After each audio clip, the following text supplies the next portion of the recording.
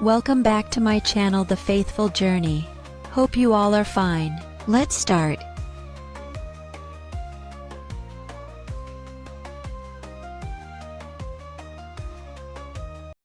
Egypt's history is a long and complex story that includes the rise and fall of empires, the introduction of new religions, and the influence of foreign powers. In Islamic tradition, the prophet Mūsā, Moses, was born in Egypt to an Israelite family during the time of the Pharaoh's enslavement of the Israelites. Birth. According to Islamic tradition, Moses was born into a family of Israelites in Egypt. In Quran Surah 28 Al-Qasas, these are the verses of the clear book we narrate to you, O Prophet, part of the story of Moses and Pharaoh. In truth, for people who believe, indeed Pharaoh arrogantly elevated himself in the land and divided its people into subservient groups, one of which he persecuted, slaughtering their sons and keeping their women. He was truly one of the corruptors, but it was our will to favor those who were oppressed in the land, making them models of faith as well as successors, and to establish them in the land, and through them show Pharaoh, Haman and their soldiers the fulfillment of what they feared. We inspired the mother of Moses, nurse him. But when you fear for him, put him then into the river, and do not fear or grieve. We will certainly return him to you, and make him one of the messengers. And it so happened that Pharaoh's people picked him up, only to become their enemy and source of grief. Surely Pharaoh, Haman and their soldiers were sinful. Pharaoh's wife said to him, "This baby is a source of joy for me and you. Do not kill him. Perhaps he may be useful to us, or we may adopt him as a son." They were unaware of what was to come. And the heart of Moses' mother ached so much that she almost gave away his identity. Had we not reassured her heart in order for her to have faith in Allah's promise? And she said to his sister, "Keep track of him." So she watched him from a distance, while they were unaware. And we had caused him to refuse all wet nurses at first, so his sister suggested, "Shall I direct you to a family who will bring him up for you and take good care of him?" This is how we returned him to his mother, so that her heart would be put at ease, and not grieve, and that she would know that Allah's promise is always true, but most people do not know. And when he reached full strength and maturity, we gave him wisdom and knowledge. This is how we reward the good doers. One day he entered the city unnoticed by its people. There he found two men fighting, one of his own people, and the other of his enemies. The man from his people called to him for help against his foe. So Moses punched him, causing his death. Moses cried, "This is from Satan's handiwork.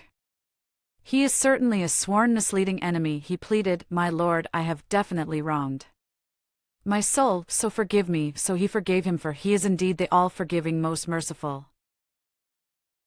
Moses pledged, "My Lord, for all your favors upon me, I will never side with the wicked." And so Moses became fearful, watching out in the city, when suddenly the one who sought his help the day before cried out to him again for help. Moses rebuked him, "Indeed, you are clearly a troublemaker." Then when Moses was about to lay his hands on their foe, the enemy said, "O Moses, do you intend to kill me as you killed a man?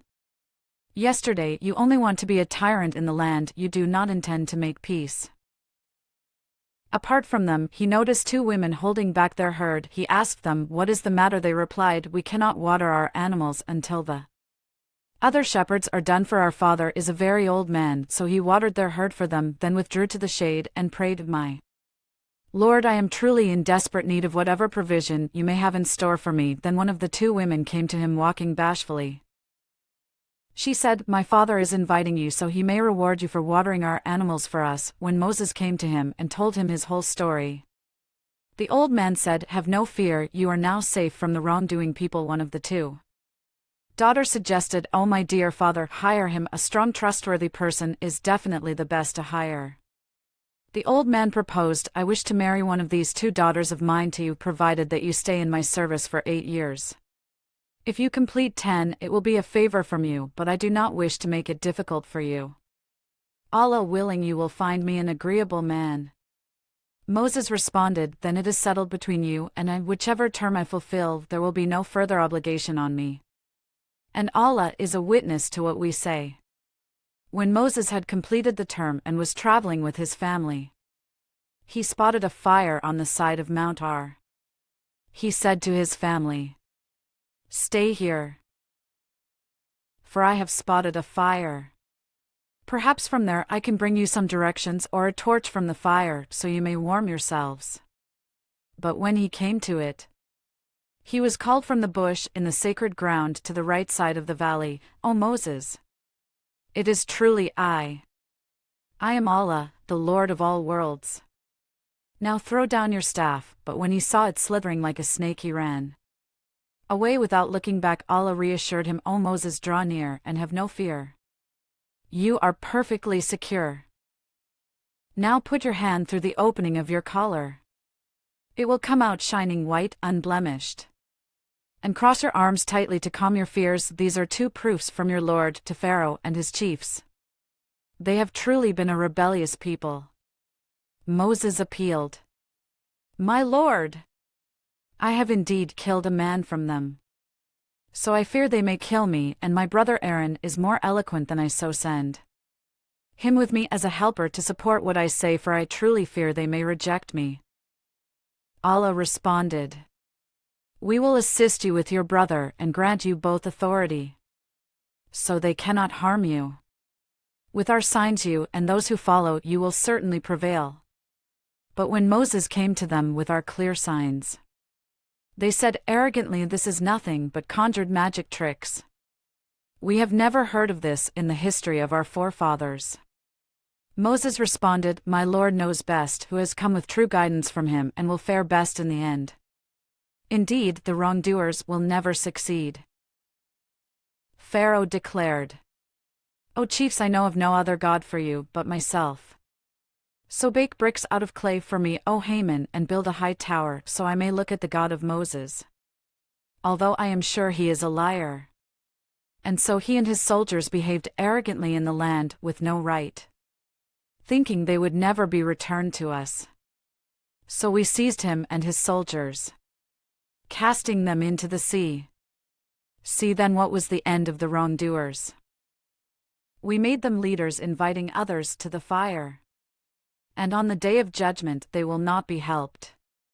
Indeed, we gave Moses the scripture, after destroying earlier nations, as an insight for the people, a guide and mercy, so perhaps they would be mindful. Thank you for watching. If you find any mistake, please let me know.